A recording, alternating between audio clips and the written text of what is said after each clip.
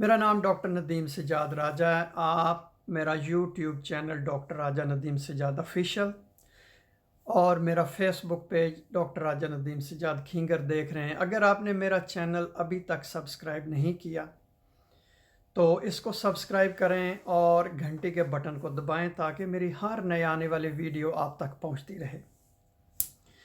आज हम बात करेंगे ख़ारिश के बारे में। ख़ारिश जैसा कि आपको पता है कि बहुत ज़्यादा है हमारी सोसाइटी में। इसको अंग्रेज़ी में स्केबीज़ कहते हैं। स्केबीज़ असल में जल्द की ख़ारिश की बीमारी होती है और ये जिस एक माइट इसको कहते हैं उसको सरकोप्टिस स्केबियाई कहते हैं, उसकी वजह से होती है। ये मरीज़ की जल्द के नीचे खंदक सी बनाता है और उन खंदक में ये आपको, अगर आप देखें ख़ारिश के मरीज़ों को तो आपको उनकी जल्द उभरी हुई नज़र आएगी। और ये ख़ारिश रात को बहुत ज़्यादा हो जाती है उन जहाँ से भी आपकी जल्द जो है वो मुतासर हुई है।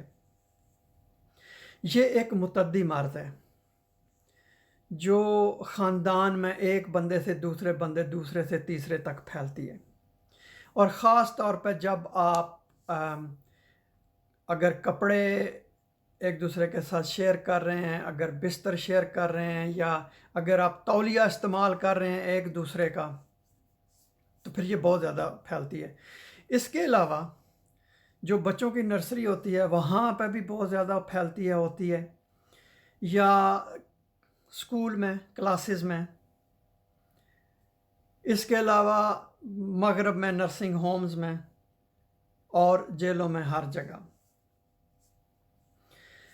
तो जब भी डॉक्टर इसका इलाज तजवीज़ करता है तो वो कहता है कि पूरे ख़ानदान को या जो भी मुतासर हुए हैं उन सब को एक दफ़ा ही इलाज करवाना चाहिए ताकि इससे जान जो है वो छुड़वाई जा सके। और अस्पतालों में भी बहुत ज़्यादा इसकी जो आप कहें कि आउटब्रेक्स होती हैं। मैंने भी अपने अस्पताल, जहाँ मैं मुख्तलिफ़ अस्पतालों में काम करता रहा हूँ, तो 2 अस्पतालों में इसकी आउटब्रेक्स हुई थी। इसकी अलामात क्या होती हैं? जैसा कि मैंने आपको पहले कहा है कि इसकी ख़ारिश होती है और वो ज़्यादातर रात को होती है और बहुत शदीद होती है। उसके अलावा आप खंदक नुमा जल्द के नीचे जो है आप देखते हैं छोटी छोटी खंदकें सी बनी हुई होती हैं, उभरी हुई होती है वहाँ से जल्द। उसके ऊपर कभी कभी ब्लिस्टर से, या आप कहें कि दाने से भी नमूदार हो जाते हैं। ये जिस्म के किसी हिस्से में को भी मुतासर कर सकती है, लेकिन हम अमूमन देखते हैं कि जो जिस्म के हमारे हिस्से होते हैं जिनमें थोड़ी सी नमी होती है या थोड़े से जो है तारीक होते हैं, मसलन उंगलियों के दरमियान, बगलों में, जहाँ आप पैंट या शलवार बांधते हैं कमर के गिर्द, वहाँ पर। उसके अलावा बाजू में जो आपका जोड़ होता है, पाँव के तलवों पे, जो आपका जो प्राइवेट पार्ट्स होते हैं उस इलाके में, जेनिटल एरिया में। उसके अलावा जो आपके घुटने होते हैं उनकी पिछली तरफ। ये अमूमन बड़ों में और जो नौजवान बच्चे होते हैं उनमें। लेकिन जो छोटे बच्चे होते हैं उनमें हम अमूमन देखते हैं कि हाथों की तलियों के ऊपर, सर के ऊपर या पाँव के तलवों के ऊपर जो है बहुत ज़्यादा ख़ारिश होती है और इन जगहों को सरकोप्टिस स्केबियाई ज़्यादा मुतासर करती है। तो जब ये जो इच माइट होता है या जिसकी वजह से ये स्केबीज होती है, तो वो जब वो खंदक बनाता है जल्द के नीचे तो वहाँ जाके वो अंडे देता है। अंडों से फिर वो जो उनके बच्चे निकलते हैं उनको लार्वा कहते हैं। तो वो फिर जल्द के ऊपर आ जाते हैं, वो चलते हैं, जिसकी वजह से जो एलर्जिक रिएक्शन होता है आपके जिस्म का, उसकी वजह से ख़ारिश होती है। اب جو یہ خارش ہوتی ہے، شدید خارش ہوتی ہے، شدید خارش، پھر اس میں خارش کرنے میں مزہ بھی آتا ہے، تو اس کی وجہ سے جو جلد ہے وہ ٹوٹ پھوٹ جاتی ہے۔ جب جلد ٹوٹ پھوٹ جاتی ہے پھر بیکٹیریل انفیکشن اس کے اوپر ہو جاتی ہے۔ کبھی کبھی وہ معمولی سی انفیکشن ہوتی ہے، لیکن کچھ جو ہے آپ کہیں کہ مریضوں میں شدید بھی ہو سکتی ہے۔ اس کے علاوہ جو بزرگ بندے ہوتے ہیں، بیمار ہوتے ہیں یا اسپتالوں میں ہوتے ہیں، یا کسی کو HIV ہوتی ہے، یا کوئی کینسر کا مریض ہے، یا وہ کوئی ایسی دوائیاں لے رہا ہے کہ جس کی وجہ سے مدافعتی نظام جو ہے وہ کمزور ہے یا دبایا گیا ہے، تو ان لوگوں میں جو سکیبیز ہے وہ شدید بھی ہو سکتی ہے۔ اس کے اوپر جو ہے کھرنڈ سے بنتے ہیں اور اس کو نارویجین سکیبیز کہتے ہیں، اور اس کی بہت زیادہ جو آؤٹ بریکس ہوتی ہیں اسپتالوں میں، نرسنگ ہوم میں، کیونکہ وہاں پہ لوگ جو ہیں وہ مریض بزرگ ہوتے ہیں اور بیمار بھی ہوتے ہیں۔ اس کا جو سکیبیز کی تشخیص کیسے کی جاتی ہے؟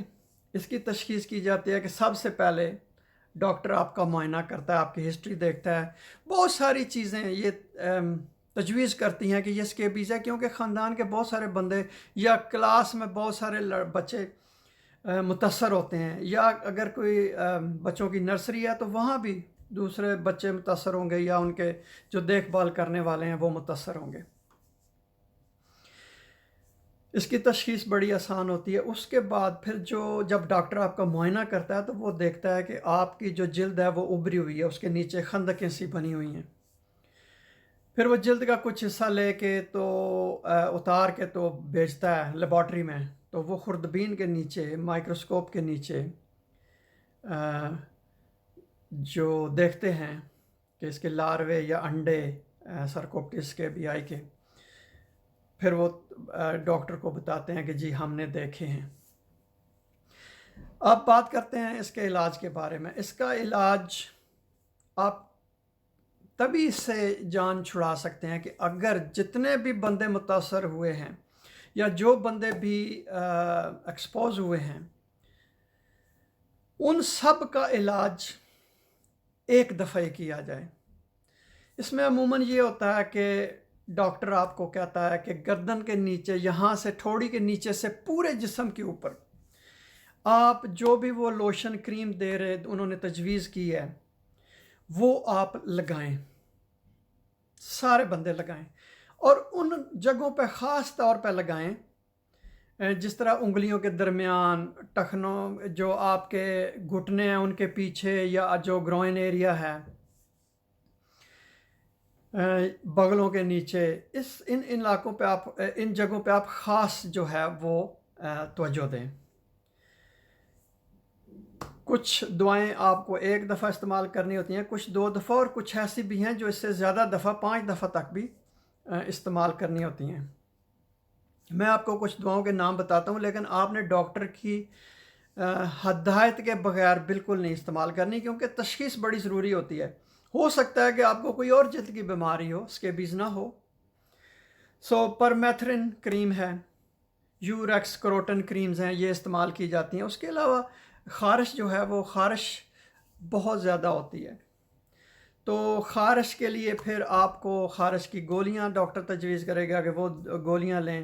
اس کے بعد آپ کو کوئی تجویز کرے گا کہ آپ ایسے لوشن یا ایسی ادویات لگائیں کہ جس کی وجہ سے آپ کی جلد کو ٹھنڈک پہنچے۔ اس میں سکیبیز میں جو حفاظتی تدابیر ہیں یا آپ اس کو کیسے روک سکتے ہیں وہ بڑی عام ہیں۔ اس میں جب آپ کا علاج مکمل ہو جائے، اس کے بعد آپ کے استعمال میں جو بھی چیزیں ہیں، مثلا تکیے کے غلاف ہیں، بستر کی چادریں ہیں، رضائی کا غلاف ہے، یا آپ کے اپنے ذاتی استعمال کے کپڑے ہیں، وہ ساری چیزیں آپ ان کو دھوئیں، سب چیزوں کو، کیونکہ اس کے اوپر بھی انڈے ہوں گے، اس کے اوپر بھی لاروی ہوگی، اور اس کے اوپر بھی جو ہے وہ مائٹ ہوگی، تو پھر وہ دوبارہ آپ کے جسم کو منتقل ہو سکتی ہیں یا کسی اور بندے کو بھی منتقل ہو سکتی ہیں۔ اس کے علاوہ اگر آپ فرض کریں کہ کوئی آپ چیز دھو نہیں سکتے تو آپ اس کو ایک سائڈ پہ رکھ دیں کسی ڈال کے لفافے میں، تاکہ اس کے اندر جو بھی مائٹ ہیں سرکوپٹس کے بھی آئی ہے، تاکہ وہ بھوک سے مر جائے۔